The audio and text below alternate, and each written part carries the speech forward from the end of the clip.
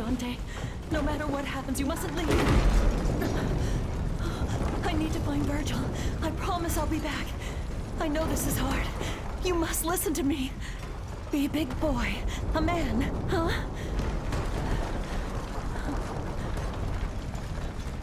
If I don't return, you must run. By yourself, alone. You must change your name. Forget your past and start a new life. As someone else. A new beginning. Virgil! Where are you, Virgil?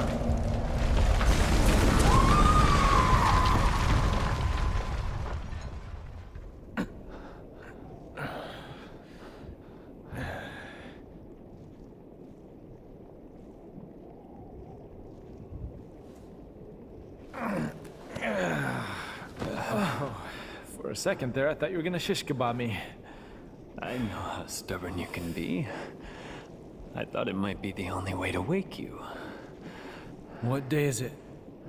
The 15th of June. A month? No wonder I'm so stiff.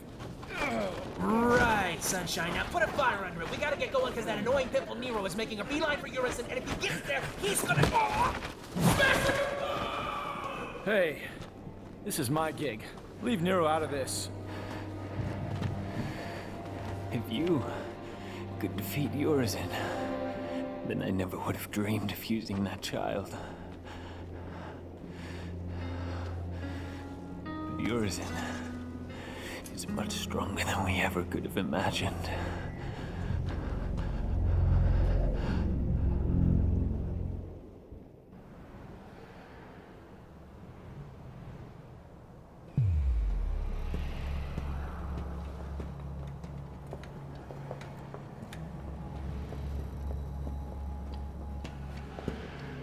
Oh, it stinks in here. I know. Smells like hot garbage. This is far worse than I thought. There's no crime in turning tail, V. These things might be a little too much for you. You're right. I'll leave the rest to you. What? Whoa, my, V. All the way down here and turning tail, really? One must always have an insurance policy. Who was that guy? Can't believe he just ran. No one special? Come on.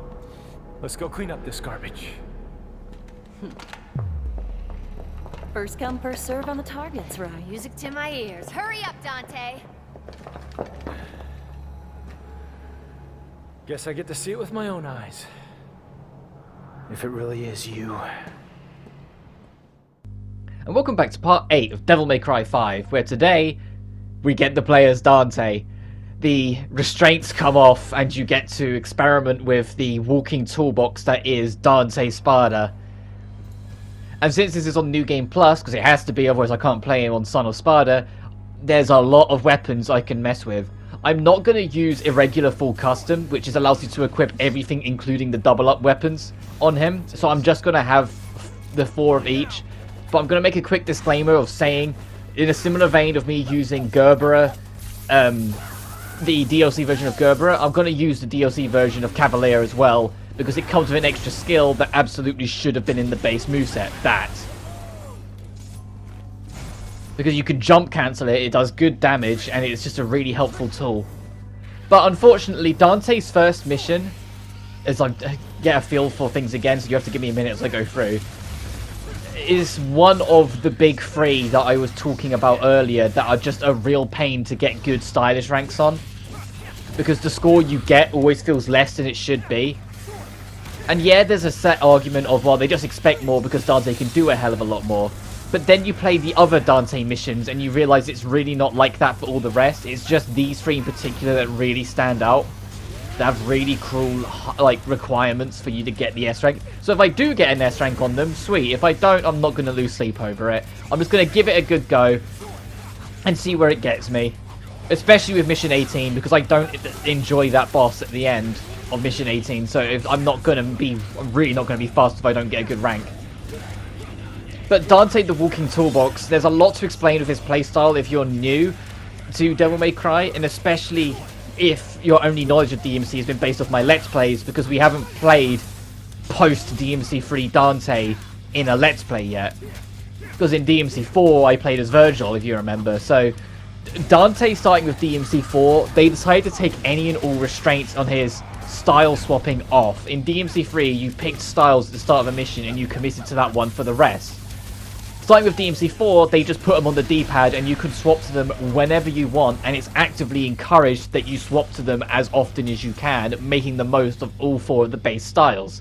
Quicksilver and Doppelganger don't come back from 3, and Darkslayer doesn't come back from 4. So these base 4 you get are the base 4 that Dante has. He doesn't have a 5th or a 5th and 6th style like he did in the previous games. Which is why I critiqued in an earlier video that they should have given him a 5th style, because the way it works in DMC4, to access the 5th style is that you just press the same direction again and you'd go into the middle, and that would be access to the 5th style. So they could have just done something. I said before that it would have been nice if they just got Quicksilver back. Like, even if they had to make an excuse for it, they just did it. But because Dante can straight up change 4 playstyles on the fly, it almost immediately skyrockets him to have an extremely high skill ceiling. Yes, that skill ceiling has been slightly lowered because there's a few intricacies in Devil May Cry 4 that aren't present in 5, like guard flying and reversals, and quick drive, which was just a personal, like, from me. But there is a lot under the surface here for Dante. You can get through with a lot of the bare basics, and you're going to see for a lot of this, I almost never touch Royal Guard because it's just not my thing.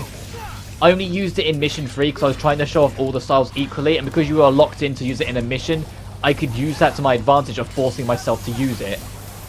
While starting with DMC4, I'll use the others, Swordmaster and Tricks to get the most use, and then I'll use a bit of Gunslinger, but Royal Guard rarely gets touched. Additionally, you're seeing Quad S on display here, as well as Sin Devil Trigger. I'm going to have to try and explain both. There's going to be a lot of explaining in this video, and it's not that long because this mission isn't the longest, so I'll try my best. Next is the weapons. Dante in DMC3, every weapon he got, he could equip on the fly. So that was 3 weapons and 3 guns.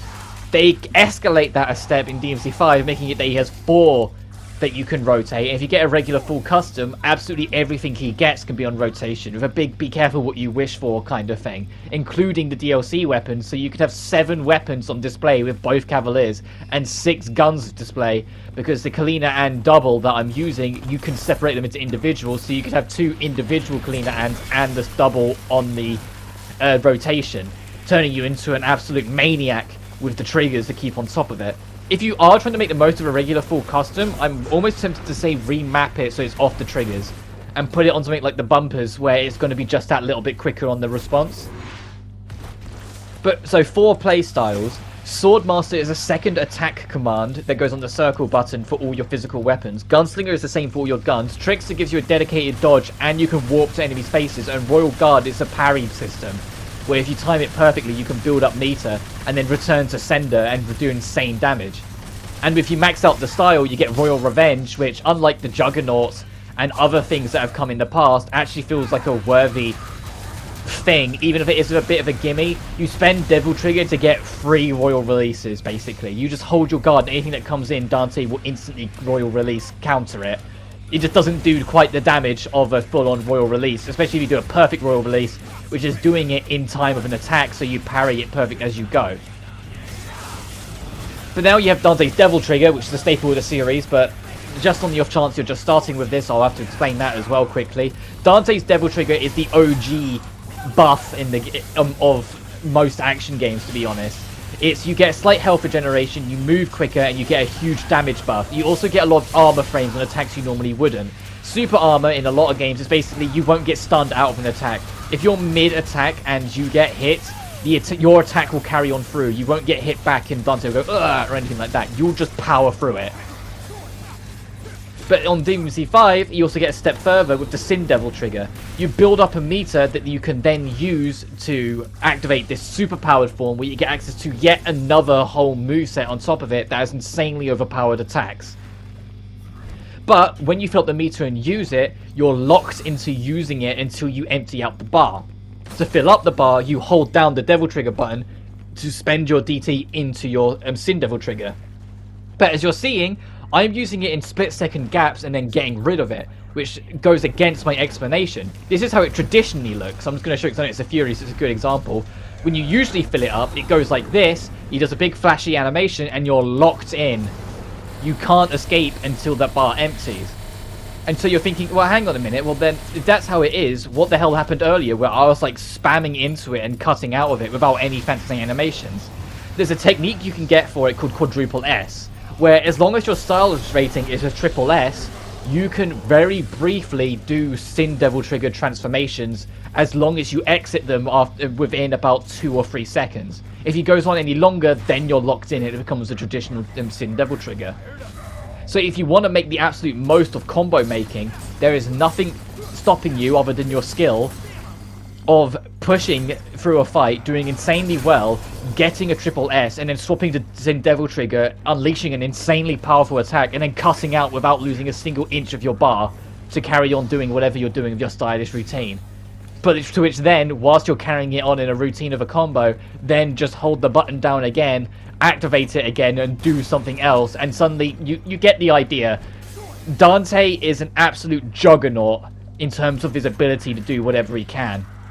Although he's lost some of the intricacies of guard flying, being able to maneuver about the arena in the air at breakneck speed, and reversals of locking onto a target and hitting something else, I can tell they made a direct effort to try and make up for it. Like, I can't help but feel like it was a conscious effort to get rid of it, because it's been one of the most critiqued things about this game since then. And a lot of other things that were critiqued, it felt like they had tried to address with Virgil, yet they've never once made an attempt to address the problem with some of the inner machinations of Dante's playstyle being missing. In the same vein that you can't do I forget what it's called. Distortion, there we go. You can't really do distortions anymore. Which distortions was, on certain attacks, mostly with gauntlets, when you charged up, they charge up would have several, like, damaging frames in them. Like, it wouldn't just be a one frame connect when you did the attack, like, say, a sword swipe. So, if you could pause yourself mid-strike, the strike would hit twice, which gave birth to distortions where if you used your Devil Trigger, the Devil Trigger would reset that frame, so you would hit twice on that frame, and then if you hit it again, you'd release the Devil Trigger, to which you'd then hit twice, allowing you to squeeze in up to like 4, maybe even 5 hits if it's a longer attack off a Gauntlet's Charge Strike, allowing you to kind of just insta-win the game. There's a lot of instances, and I can't remember if I even used it in the Devil May Cry 4 Special Edition. It's been, 5 years since I did that Let's Play. But there's nothing stopping you from kind of one-shotting bosses, even on harder difficulties, by using that. As I show off now my favourite weapon in the game, I don't use it that much because there's a huge risk-reward with it, but I love this thing. Dr. Faust. And so, even though they're missing, I think this was their conscious effort to make that effort. How successful they was for making up for it to keep the skill ceiling high is entirely up to you and your playstyle. To me personally, I don't think it does. I think some of the intricacies of guard flying, of reversals, and even quick drive, which I know I've gone about, but there's a technique called drive where you charge up energy and release a shockwave, but you have to hold down the button when you do the technique to build it up and do it. In DMC4, if you just press triangle and circle, Dante would do a super quick one that didn't do much damage. Yes, it did less damage, but it had great launch property to it, making it really nice to have, especially in combos where you could just kick an enemy up using it. And so the fact that they just completely got rid of it in this, I was a bit like, oh, okay. It just felt like a wasted opportunity that they completely got rid of it like that. But to go on Dante's actual weapons, there's 4 weapons and 4 guns technically, but I'll go into the technicalities as we go. Starting off is the base swords. He starts with Rebellion, which for some reason doesn't have access to drive at all, which is just even more baffling. They got rid of quick drive, but base Rebellion, the thing that used to have drive, just doesn't have it. They got rid of it to make another weapon later on feel more powerful, which I think is the wrong way of going about it, but one thing at a time. But later on that becomes the Devil Sword Spada, because it's just what you get replaced with, and the Devil Sword Spada is kind of the same deal. Like, I think it's got a longer reach, but I'm not certain on that. Like, it looks like it's got a longer reach, but I don't know about how big its hitbox is. And then eventually, later on, you got the sword we're using, which is slight spoilers, but at this point, I'd like to think you guys know it's going to be spoilers for the duration for me to do New Game Plus stuff. You get the Devil Sword Dante, which replaces a lot of the moveset, a lot of things that used to be on his Swordmaster, like Prop and Shredder, and now just in his base moveset. Instead of it being on the circle button, it's you delay after the second attack and then attack again, and it will do Prop and then Shredder.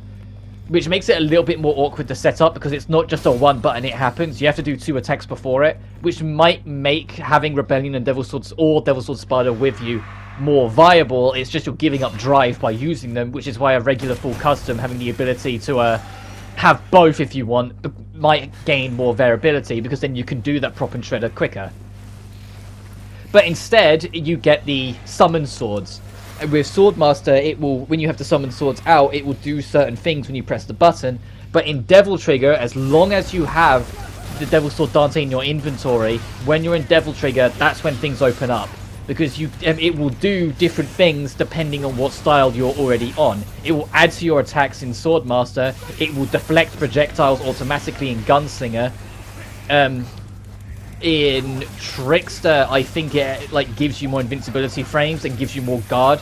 And in Royal Guard, it will help you guard attacks that you're not perfect on, giving you more freedom to do things as you is. As you see me, just not even. I always forget. I forget it's there. All right. I might be able to avoid most of this encounter. When you're doing with the Furies, your easiest way to try and deal with them now we're fighting one out, as we're fighting one legit, is do any kind of lingering attack. Something that lasts a while, so you don't have to worry about the parry timing.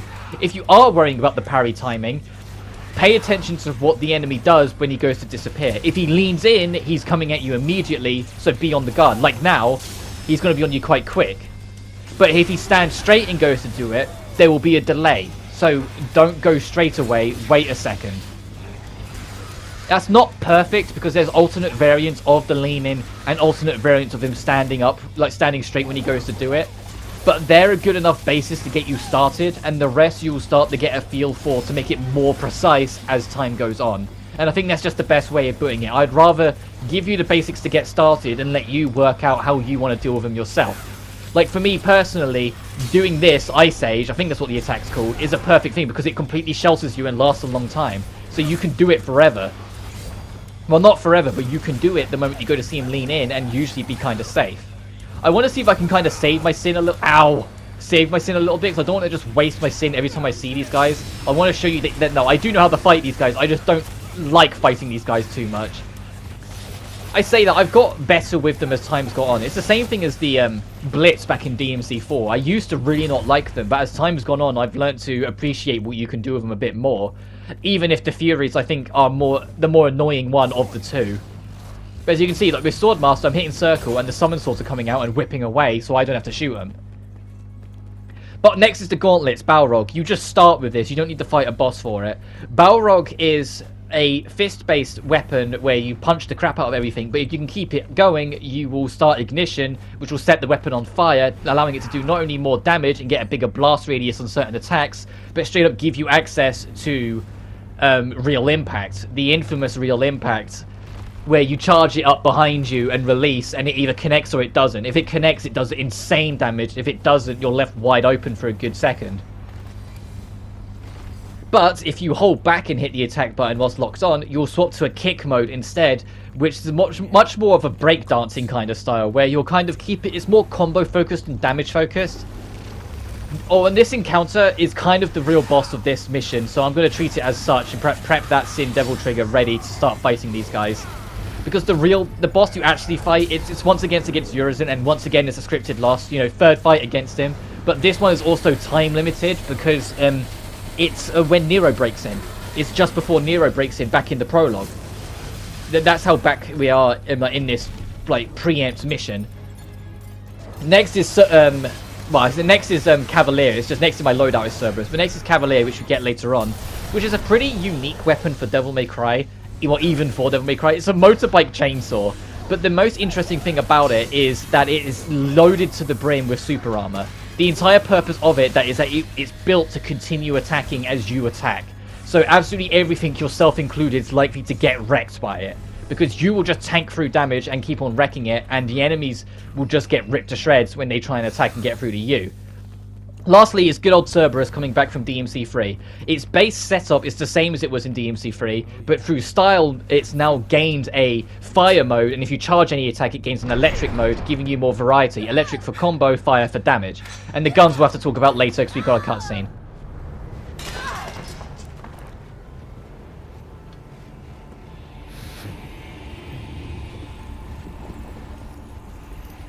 Well, well. O king of stench and filth. I'm impressed. Those are two of the most badass women in the world. And I only know one other guy who can defeat them. Jackpot. Dante.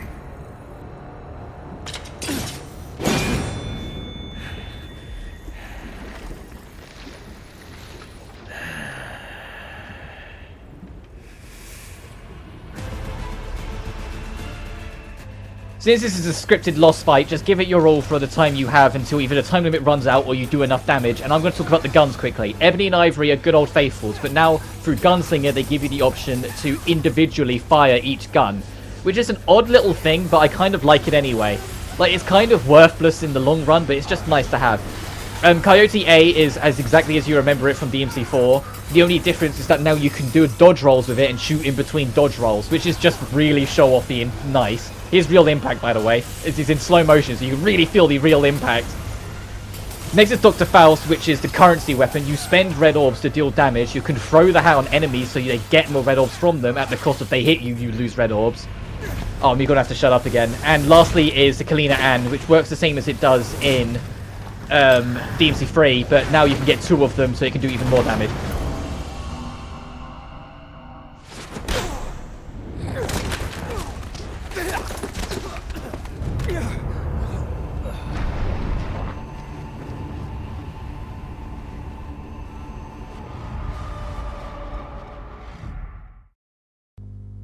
And I'll have to go more into detail about it in the next few missions, because we've got some longer ones coming up.